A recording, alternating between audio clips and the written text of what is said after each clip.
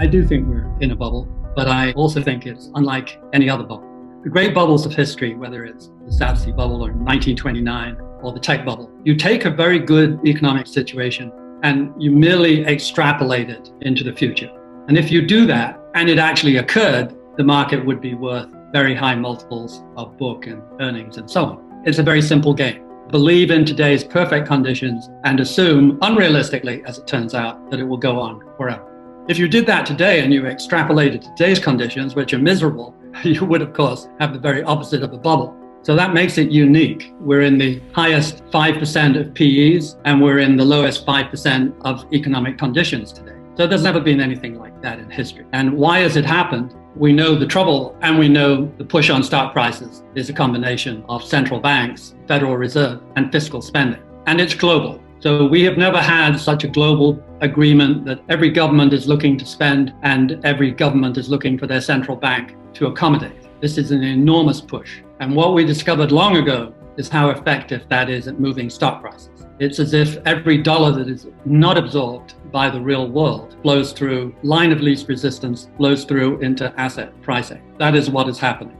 It's a very impressive struggle between the real world of productivity and employment and GDP and the paper world of PE ratios and house prices pushed by easy credit, low interest rates, of course, being key, and just plentiful supplies of money flapping around to those people who are likely to buy houses and stocks. It is not necessarily the case at the small business level at all. So this is not necessarily terrific for the real broad economy, but it is clearly terrific for the stock market. And the question is, does the real world eventually catch up? And since this is novel economy, you can't be quite as certain as you could in prior bubbles. I described our confidence in prior bubbles as near certain. All of those things, of course, occurred. And you can't be that certain this time because the forces are unique. That's going to make life more intellectually interesting. However, my bet would be, of course, that reality will catch up with the high PEs. When you buy overpriced assets, you get a guarantee of a low return. What you don't get is the guarantee of being wiped out next week. My belief is that if you're trying to time the breaking of a bubble, the value is not that important. All of them are overpriced. And whether they're overpriced at 25 times earnings or 35 times earnings, or in Japan at 65 times earnings, it's very difficult to work out in any sort of academic way, since you're dealing with craziness, where it's going to peak. I much prefer to look for signs of truly crazy behavior, because every bubble that really crashed and broke in a spectacular way, which most of them did, was preceded by craziness, by legendary stories. This was notably lacking, as I wrote and talked about over the years of the 10-year bull market. It has not been lacking, really, in this rally off the COVID low.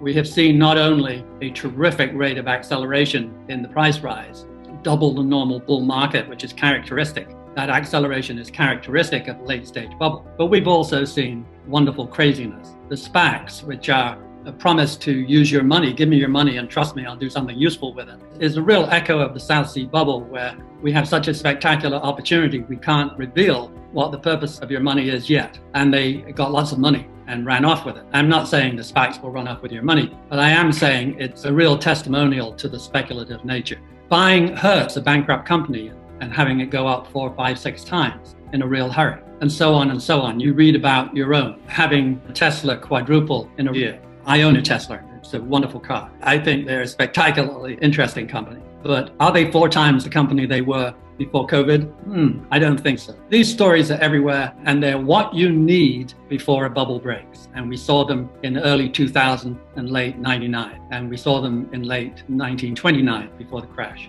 We saw them in Japan, and here we are again. So I think this is an indicator, not a certainty, but a strong possibility that we are quite close to the bubble breaking in terms of psychology.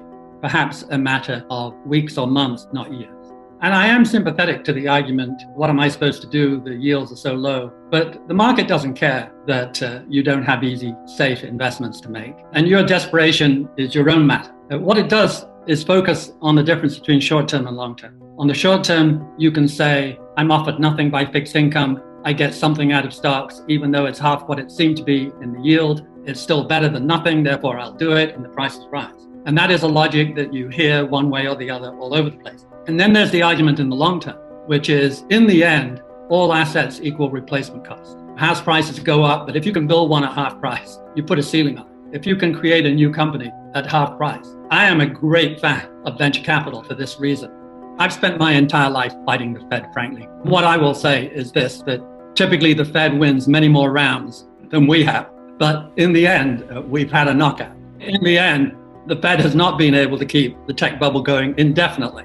It sent it over the 21 times earnings of 1929, it sent it up to 35, but it couldn't go on indefinitely. Even Japan, that went to 65. The price they paid when you finally knocked it out was here we are 31 years later, not even faintly close to the high of 1989. If you go into their real estate market, which was an even bigger bubble, I think the biggest bubble, including the South Sea bubble ever, or tulips, they went down for 30 years, and now they're bottoming out, maybe. But they're bottoming out in central city prices at a quarter of where they came from. The land under the Emperor's Palace in 1989-90 was indeed worth the state of California, to give you some idea.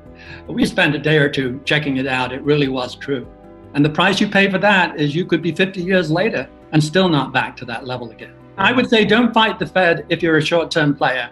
But if you're a long-term player, you have to be prepared to fight the Fed on occasions. As long as inflation is not really gathering steam, when you find yourself facing a slowing global economy, you have to kick it in the tail. And it needs massive government stimulus on a sustained basis. A few years ago, I debated Jim Grant, who called me an apostate amongst value managers for hedging about this time is different. I maintain that the four most dangerous words, this time is different, should be replaced by the five most dangerous words, which is this time is never different. That is a very dangerous idea to think that you can never have important permanent changes.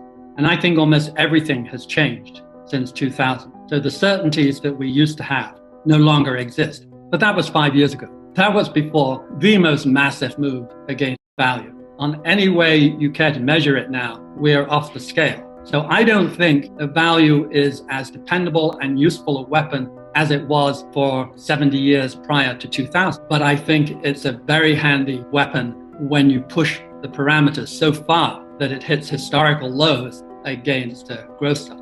So we may not snap back the 120% I would have calculated 20 years ago, but we are going to have a very big reversal in favor of value stocks sooner or later. I think we can be pretty safe about that.